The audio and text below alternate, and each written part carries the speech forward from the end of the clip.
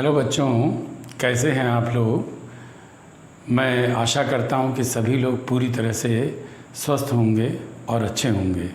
मैं शशेंद्र चंद्र श्रीवास्तव, आपका physics teacher, आज फिर अल्टरनेटिंग करंट का नेक्स्ट वीडियो लेक्चर, जिसमें मैं 2 डिवाइसेस के कॉम्बिनेशन बता रहा हूं, उसी सीरीज़ में आज मैं आपको एलसी सीरीज़ सर्किट बताऊंगा।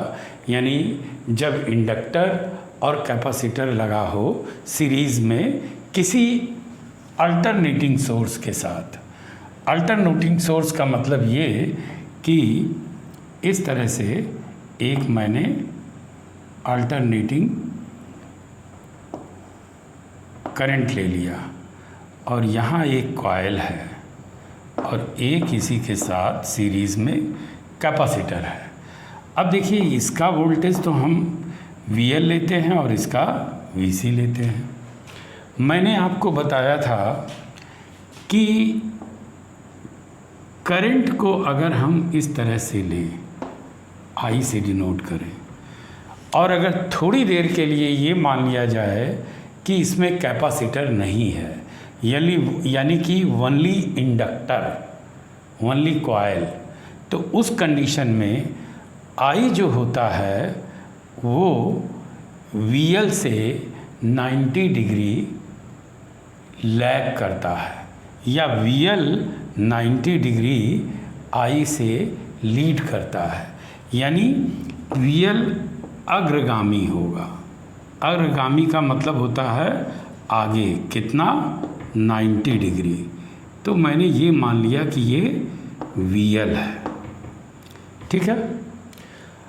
और अगर थोड़ी देर के लिए VL यानी ये कॉइल मैं हटा दूं और अब आपसे कहूं कि इसकी जगह पर केवल एक कैपेसिटर लगा है, तो आपको याद होगा कि अगर केवल कैपेसिटर है तो फिर करंट लीड करेगी 90 डिग्री VC से, या ये VC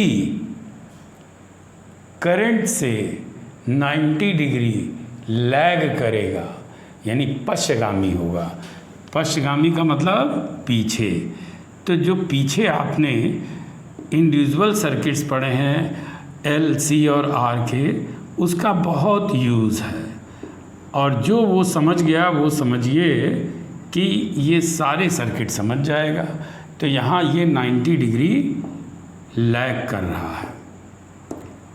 तो आप देखोगे कि VL and VC are acting up in opposite direction. तो आप कह सकते हो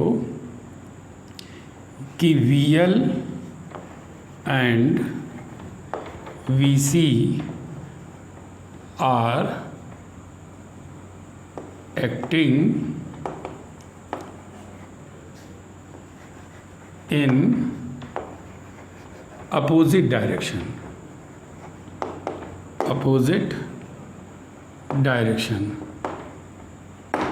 therefore resultant voltage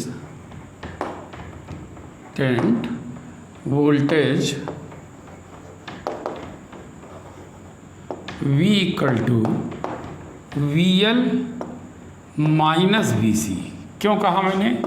क्योंकि ये छोटा मान के चल रहा हूँ, VL is greater than VC। तो अगर इन दोनों का डिफरेंस इतना आ रहा है तो मान लो ये क्या हो गया, VL माइनस VC। यही रिजल्टेंट, यानी ये वैल्यू आपकी V हो गई। इसका डिफरेंस निकालेंगे तो वो डिफरेंस इसके इक्वल आना चाहिए, जो कि V है। तो एक तरह से देखा जाए तो रिजल्टेंट V ये मिल गया आपको। अब अगर आप VL equal to I into XL ले लें और VR equal to I into R ले लें, जो कि आप पहले से जानते हैं, और इस वैल्यू को यहाँ पर पुट कर दें, तो आप देखोगे कि V equal to I XL minus I XC, या V upon I equal to XL minus XC हो जाएगा। अब देखिए ये भी एक रेजिस्टेंस है, वही V अपॉन आई, लेकिन इसको हम लोग क्या बोलेंगे, Z, इसलिए कि ये Z आपका क्या कहलाता है, where Z is impedance, impedance या इसको कहते हैं प्रतिबाधा। तो अगर आप यहाँ XL की वैल्यू को ओमेगा L और XC की वैल्यू को 1 अपॉन ओमेगा C ले लें, तब क्या होगा, यहाँ पर रख दें, तब यहाँ Z इक्वल टू जो मिलेगा आपको वो omega L minus 1 upon omega C। यानी एक तरह से देखा जाए तो जैसे इसको मैंने इस तरह से लिया है रिजल्टेंट में, वैसे इसको इस तरह से ले सकते हैं। अब आइए एक मोस्ट इम्पॉर्टेंट कंडीशन पे चर्चा करते हैं। क्या मोस्ट इम्पॉर्टेंट कंडीशन है, इफ Z इक्वल टू 0, ठीक है,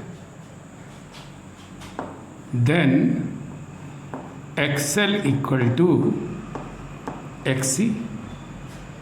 अगर Z की वैल्यू को 0 कर देंगे तो XL minus XC equal to 0, तो XL इक्वल टू XC आ जाएगा। तो क्या कह सकते हैं, इट इज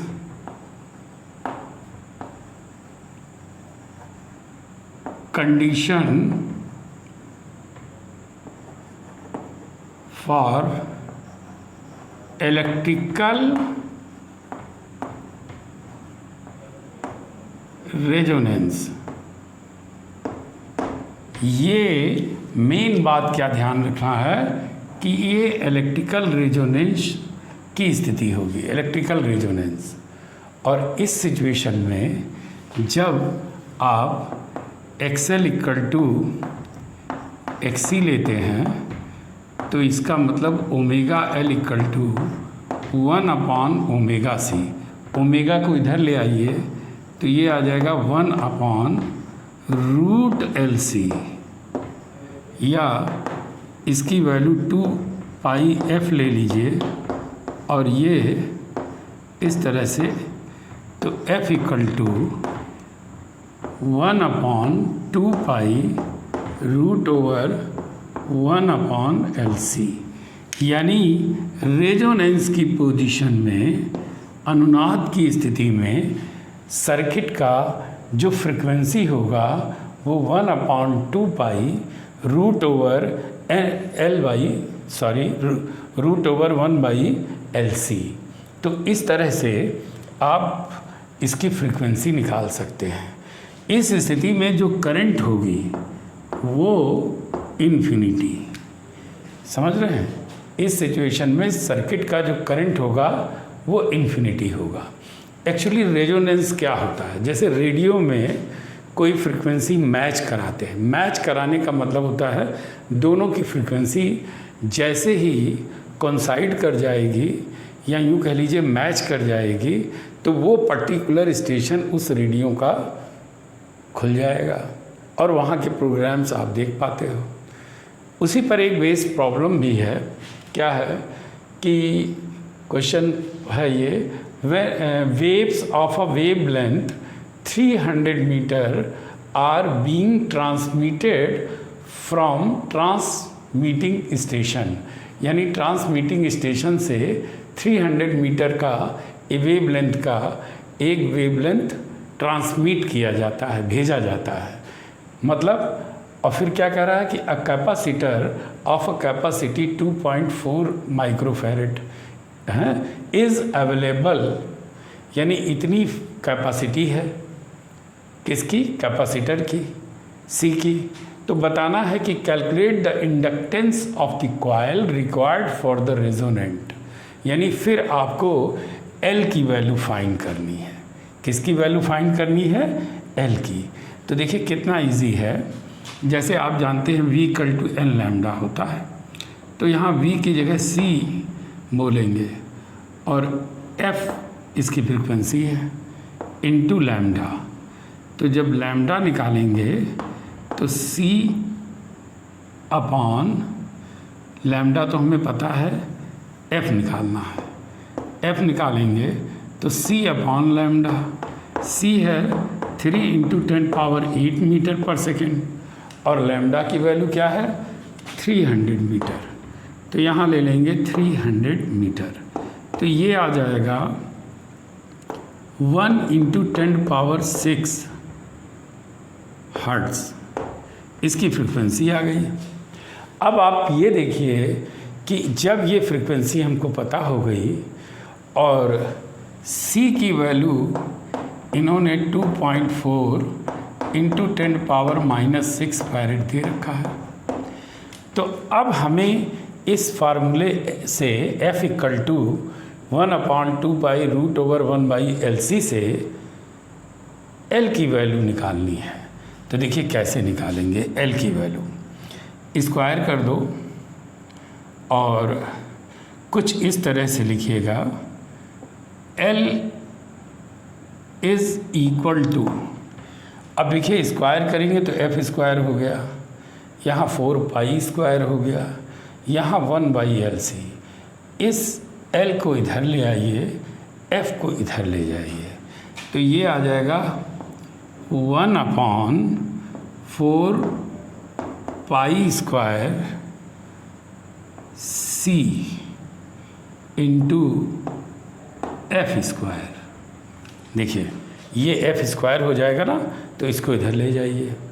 मैंने सीधे सीधे इसलिए निकाल दिया कि अब आपको केवल वैल्यू पुट करनी है।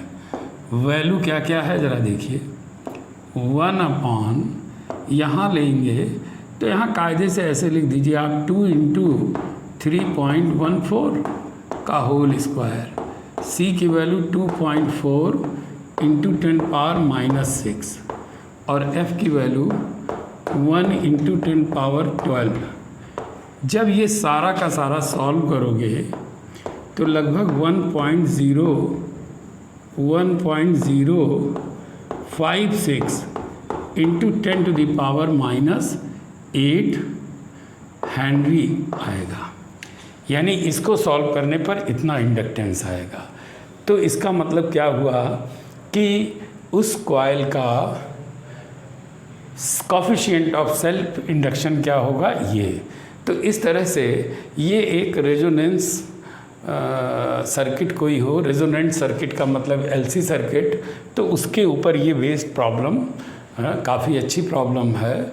आपको एक बार फिर से समझना चाहिए कि ये वेवलेंथ दे दिया गया है जो ट्रांसमिट किया जाता है प्रोग्राम, और उसका कैपेसिटेंस दे दिया गया है, और फिर पूछा गया है कि ये बताइए कि इसमें इंडक्टर का कोफिशिएंट ऑफ सेल्फ इंडक्शन कितना होगा, यानी L क्या होगा, रिक्वायर्ड रेजोनेंट के लिए इंडक्टेंस। तो मुझे उम्मीद है कि आपको ये LC सर्किट अच्छी तरह समझ में आया होगा, और अगर समझ में आया है तो आप इसे लाइक करें, ढेर सारे लोगों में शेयर करें। Thank you.